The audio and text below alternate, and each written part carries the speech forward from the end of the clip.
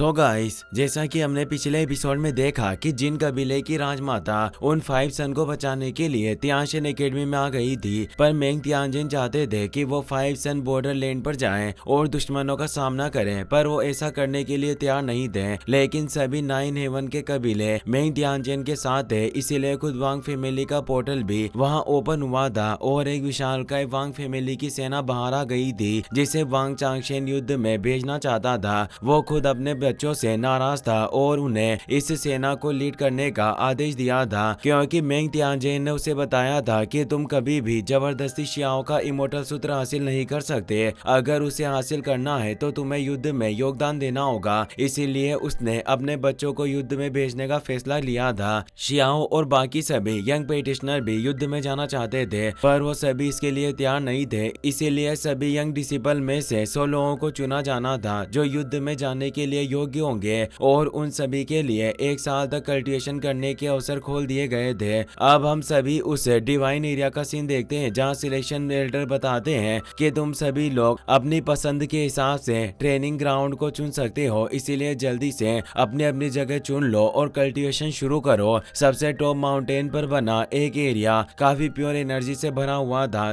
वहां जिन कबीले के 2 डिसिपल पहुंच गए थे और वहां कुछ और डिसिपल भी आ जाते हैं, पर जिन कबीले का एक डिसिपल कहता है कि यह जगह हमने पहले ही हमारे सीनियर ब्रदर जिनजान के लिए बुक कर ली है, इसीलिए तुम सभी जल्दी से यहाँ से निकल जाओ। वो डिसिपल कहते हैं कि तुम ट्रेनिंग ग्राउंड चुनते समय भी दूसरों के लिए जगह आरक्षित कर रहे हो, क्या ये अनुचित नहीं है? तभी शियाओ तेजी से वहां आता है और उस प्लेटफॉर्म के ऊपर जाकर उतर जाता है और अपनी एनर्जी वेव को फैलाकर उन सभी को हिला देता है। वो तुरंत समझ जाते हैं कि ये हुआंग है। तभी जिनजान वांग शी के साथ वहां आ जाता है। जिन फैमिली के मेंबर उसे रेस्पेक्ट देते हैं और कहते हैं कि भाई जिनजान, हमने ये जगह पहले ही आपके लिए बुक कर ली है और हम आपका यहाँ इंतजार कर रहे थे। ये काफी अनमोल जगह है और इस पर कल्टिवेशन करने का सिर्फ आपको यहाँ के। पर जिनजान जानता था कि हुआंग वहाँ मौजूद है, इसीलिए वो उससे कहता है कि भाई वांग, मैंने तुम्हारी युद्ध संबंधी उपलब्धियों के बारे में सुना है, तुम काफी ज्यादा इम्प्रेसिव हो, इसीलिए हमें कभी कभी एक साथ प्रैक्टिस करनी चाहिए। पर शियाओ मुस्कुराकर कहता है कि अगर तुम लड़ना चाहते हो तो आओ और मुझसे लड़ो, आखिर तुम अवसरों का इंतजार क्यों कर रहे हो? क्या तुम्हें डर है कि तुम लड़ने के मामले में इतने अच्छे नहीं हो? तभी वो तीनों सिलेक्शन एल्डर वहां जाते हैं। वो कहते हैं कि युवाओं में जुझारू भावना होना काफी अच्छी बात है, हालांकि अभी के लिए कल्टिवेशन ही आगे बढ़ने का सबसे सही रास्ता है, इसलिए लड़ाई में टाइम बर्बाद मत करो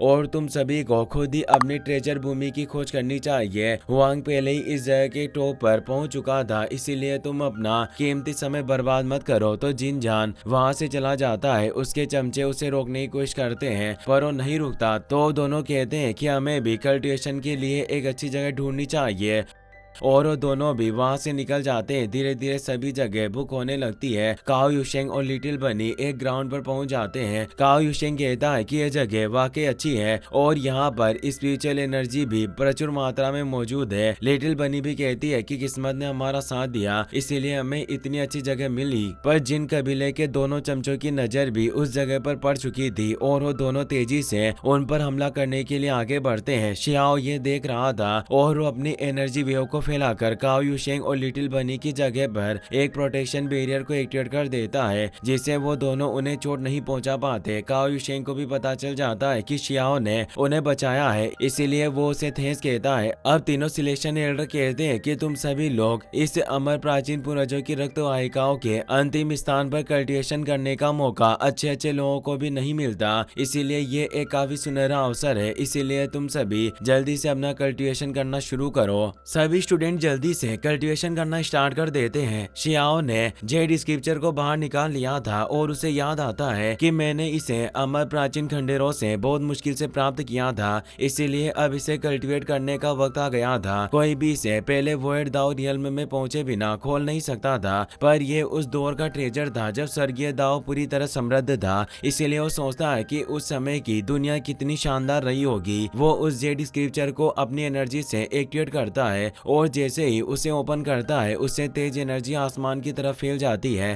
तभी 3 मिथिकल एशियन क्रिएचर नजर आते हैं जिनमें ड्रैगन, फिनिक्स और ग्रीन बीस्ट शामिल होते हैं। यह देखकर सभी हैरान रह जाते हैं। सिलेक्शन एल्डर के भी होश उड़ जाते हैं क्योंकि यह एक इमोर्टल स्क्रिप्चर था। यह ट्रेजर एक इमोर्टल एशियन एलिट प्रैक्टिशनर का सीट था। कई सारे कबीले और परिवार इसे बहुत समय से ढूंढने की कोशिश कर रहे थे पर कामयाब नहीं हो पाए थे। उन्होंने अपने पूरे कबीले को लगा दिया था। अनगिनत अमर प्राचीन खंडहरों की छानबीन की लेकिन फिर भी उन्हें यह स्क्रिप्चर नहीं मिला और आज वही ट्रेजर इस लड़के के हाथ लग गया था। सभी लोग दंग रह जाते हैं। काओ युशेंग हंसते हुए कहता है अब तो सबको इसकी आदत डाल लेनी चाहिए। मेरा भाई हमेशा सबको चौंका देता है और मुझे तो अब इसकी आदत हो चुकी है। शी भी ये देखकर मुस्कुरा देता है कि उसका भाई वाकई हमेशा कमाल करता है। वहीं जिनजान ये देखकर गुस्से में तड़प उठता है। आसमान में तीनों एशियन बिस्ट की एनर्जी देखकर सभी को एहसास हो जाता है कि शियाओ प्राचीन धर्म ग्रंथ को समझने की कोशिश कर रहा है।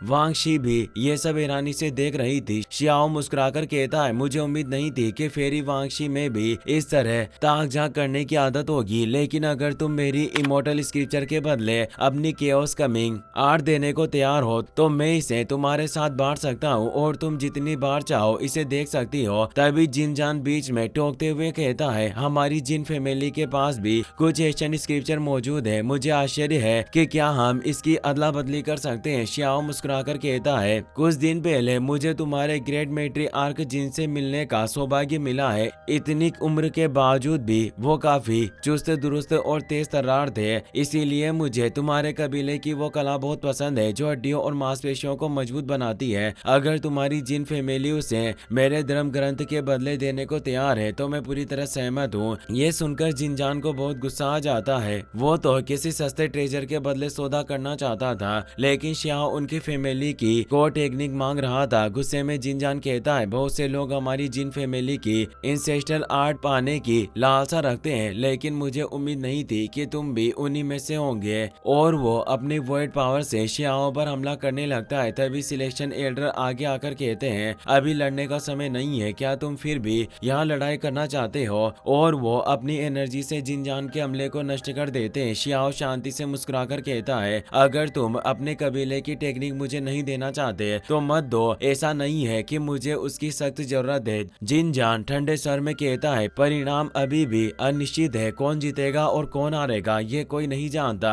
और वो वापस कल्टिवेशन करने लगता है। कुछ दिनों तक कल्टिवेशन करने के बाद सभी लोगों का दाव धीरे धीरे जागृत होने लगता है। शियाओ अपने मन में सोचता है पहले मुझे हमेशा हैरानी होती थी कि दाओ सीड, डीमन सीड और इमोर्टल सीड अलग अलग क्यों होते हैं, फिर भी इन्हें सीड्स कहा जाता है। अब इस इमोर्टल स्क्रिप्चर को देखकर आखिरकार मुझे अब समझ में आ गया है। प्राचीन काल में इमोर्टल कल्टिवेशन में इमोर्टल सीड को मुख्य तत्व की तरह इस्तेमाल किया जाता था। फिजिकल बॉडी को मिट्टी की तरह और इमोर्टल सीड को बीज की तरह माना जाता था। बीज जितना गहराई तक जड़ जमाता था और दाओ के सिद्धांत जितने मजबूत होते थे उतना ही इमोर्टल एनर्जी ज्यादा कंडेंस होती जाती थी। लेकिन करंट एरा में लोग इमोर्टल सीड को सिर्फ हेवनली दाओ से जुड़ने का एक साधन मानते थे, वो अपनी बॉडी पर जरा भी ध्यान नहीं देते। इसीलिए आज का सिस्टम उल्टा हो चुका है। मुझे अपने इमोर्टल सीड और अपनी फिजिकल बॉडी के बीच के संबंध को और गहरा करना होगा। मुझे धर्म ग्रंथ बहुत मुश्किल से मिला है, मैं इसे कभी बर्बाद नहीं कर सकता।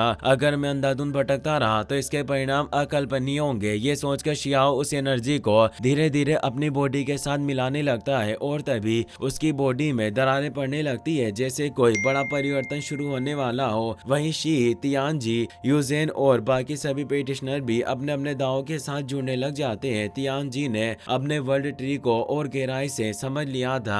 अब सभी के दावों से जुड़ने की वजह से वहां से तेज एनर्जी आसमान की तरफ जाती हुई नजर आने लगती है। तीनों सिलेक्शन एल्डर ये देखकर खुश हो जाते हैं और कहते हैं तुम सभी नॉर्मल लोगों के बीच ड्रैगन और फिनिक्स की तरह हो। इतने कम समय में ही तुमने ग्रेट दावों के साथ रेजोनेंस क्रिएट कर लिया है और तुम्हें इनिशियली रिजल्ट भी मिल चुके हैं। तभी शियाओ के अंदर से एक तेज एनर्जी निकलती है जो सभी का ध्यान अपनी तरफ खींच लेती है। उस एनर्जी के साथ एक ड्रैगन और एक फिनिक्स बाहर आते हैं जो पूरे आसमान को रोशन कर देते हैं। जिन जान ये देखकर काफी खुश हो जाता है। वांग शी भी शियाओ की तरक्की देखकर जलन महसूस करने लगती है और उसे भी काफी गुस्सा आने लगता है, क्योंकि जहां बाकी सभी ने सिर्फ अपने दाव को जागृत किया था, वहीं शियाओ अपने इमोर्टल दाव की फाउंडेशन को और स्ट्रॉन्ग बना रहा था। यह देखकर तीनों सिलेक्शन एल्डर भी पूरी तरह से हैरान रह जाते हैं, क्योंकि वो अपने शरीर को एक सीट की तरह इस्तेमाल कर रहा था। उसने वो रास्ता चुनने की कोशिश की थी जिस पर आज तक कोई भी सफल नहीं हो पाया था, और जिसने भी उस मार्ग पर चलने की कोशिश की वो मारा गया था। इसी के साथ ये एपिसोड यहीं खत्म हो जाता है। अगर आपको ये वीडियो पसंद आया हो तो इसे अपने दोस्तों के साथ शेयर करें। साथ ही इस वीडियो को लाइक करने के साथ साथ चैनल को सब्सक्राइब जरूर कर लें। Thanks for watching.